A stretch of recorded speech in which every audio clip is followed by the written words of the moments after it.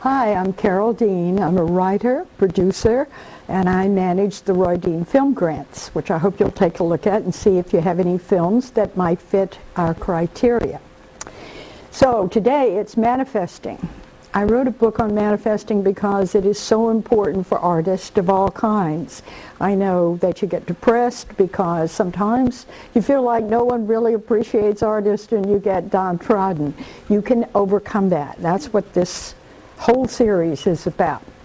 All right, so we've talked about the background of manifesting, how it's a natural law, and hopefully you have your 3 goals that you want to achieve, and they are written in the present tense. I have a wonderful job. I love my boss. I finished my screenplay on Thanksgiving. It's fabulous.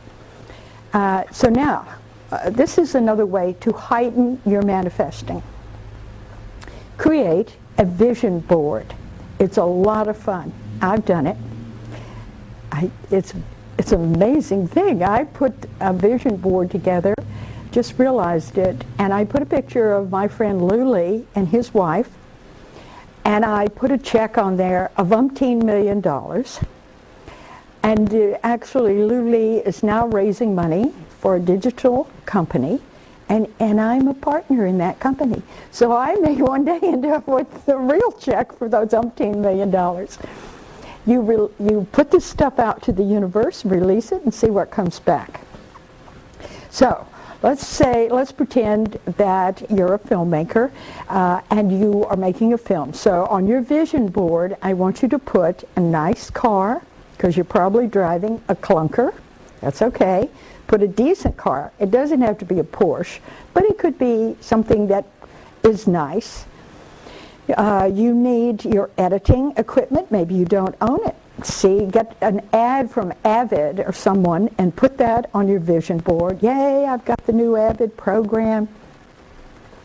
Put the things that you will need. A marketing person, a PR person. Put those on. Oh, but I couldn't afford those. Don't even think like that. You want the best PR, the best marketing person. And you want Raleigh Studios, because that's where you're going to have your event and your screenings. Make this vision board and put your family pictures on there, and everybody's happy and you're very proud. It's a great moment.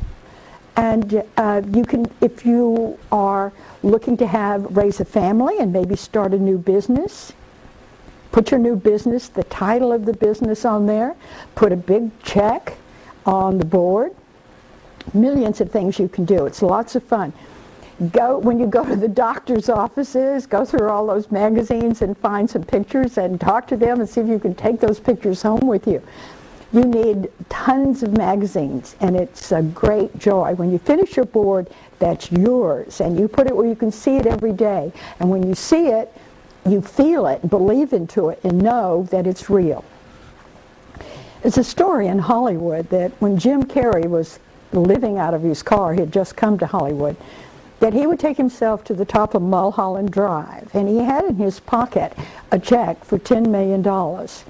So what he had to do was sit there until he felt that he was worth that $10 million, and he would play a game with himself where they were asking him to take a job, and he'd say, no, you're only offering me $5 million, and I don't want that. I will do the job, but only at $10 million. But the trick was that he had to feel like he was really worth the $10 million before he left Mulholland and went back to live in his car. He had the faith. He believed what was going to happen to his future. You think about the Academy Awards. I love to watch the awards because I remember one year a guy saying, I dreamt of getting this award from the time I was 9 years old. I used to sit in my bathtub and think about winning this award. Hilary Swank said, I came from a poor background. We lived in a trailer park. My mother believed in me, and I had the faith, and here I am. And that is you. That's who you want to be, someone who believes and has faith. So if you're making a film, you might visualize that your film is completed. It's on your website. that it's being downloaded all over the world. Look what Rhonda Byrne did. When they were creating The Secret, there was no way to download film. It hadn't been invented yet. And they met on a weekly basis, the whole crew, and they sat together and they created a meditation group where they all sat and they visualized what they wanted to achieve with The Secret. And one of the things was that it would open simultaneously all over the world. How? They didn't know. And we get caught on the house. Don't do that, because that's not your job. That's the universe's job. Well, it did open, and it was downloadable, so it was opening all over the world at the same time. I remember someone telling me to look at it, and I downloaded it for $5. I loved it. And the next day I was thinking, gee, I'd love to see that again. And in my mailbox was a request saying, if you want to see it again, click here, it's free. They had 80%, I have read, people who downloaded it bought it. This was a phenomena. They touched a nerve in the American people because they're telling us things we all know in our heart are possible. It's just, how do I do this? That's the key, and that's what I want you to learn from this series on manifesting. My book has even more ideas, but these will get you started. And one of the things that's really important that you have to realize is that you are the most important one. It's you that have the talent. The universe put you on this earth in the middle of the digital revolution to create your art. You wouldn't be here if you couldn't have the funding to do what you want. So know that it's there. It's simply a potential that needs to be released. Now, I want you to pay attention to the old stuff that you carry around. Example, Carolyn Mace talks about a woman who walked into a luncheon where she was with some other people, and they invited the woman to go to an event. And she said, oh no, I have to go to my incest survivors group. Well, there she was, all of a sudden announcing, dragging her past around with her, as Carolyn says. I think that the film The Mission did a lot to show us how we drag our past with us, because Robert De Niro played a hard-as-nails slave driver who murdered his brother in a fit of anger. And as penance, he put a huge bundle of metal together and tied it into like a net and drug it with him everywhere he went. He materialized his stuff, his depression, his loss, and let everyone see it. And in the mission, he's going to up a steep incline with priests to a mission, and he's dragging this horrible ball along with him. And it's a very steep climb. So one of the priests cuts it off. And the priest is saying to him, I release you of your past. But what does De Niro do? He weeps because he climbs back down and reattaches it. So think about that. Are you dragging a lot of old stuff with you? It's you that matters. So be good to yourself. Stay in the now. Do what Eric Toll says. Listen to his tapes. He's brilliant. Move yourself forward from today. Don't drag the old stuff around. Now, I want you to keep your goals written in clearly defined present tense sentences in your wallet, on the visor in your car, by your computer, with your toothbrush, because you constantly are reminding yourself, you have a new job, you have finished your script, your film is a great success. Whatever it is you want to achieve, keep looking at it, all right? Because this is how it works. And some people say, well, you know, money attracts money, and you have to have money to get money. I don't think so. I started a film business with $20. And why? And how was it successful? I ran it up to $9 million before I sold it. It was my yearly sales. because I never doubted that I could do it. I had the faith. I saw a potential. When I went on the set with my cameraman husband, I saw these pieces of film being left over, and they were going in the darkroom and canning them up. And I said, well, what are you doing with those little old short pieces, the little old short ends, I called them. And they said, well, you know, we might use them and we might not. So I said, but I could create a business. I could sell those short ends. Oh, don't be silly, Carole. Nobody would ever buy film that didn't come direct from Kodak. Well, I just kept believing I could. So I wrote by hand typed 250 letters. I got one man to buy 2,000 feet of film. His name was Vic Shank. He was an animator, and he shot frame by frame. Of course, I didn't have any film and I didn't have any money, but that didn't bother me. I knew where the film was. There was a potential to be released. So I got all dolled up and I went over to Columbia Studios, and I think it was Bill Wiedemeyer was running the camera department, and I chatted him up.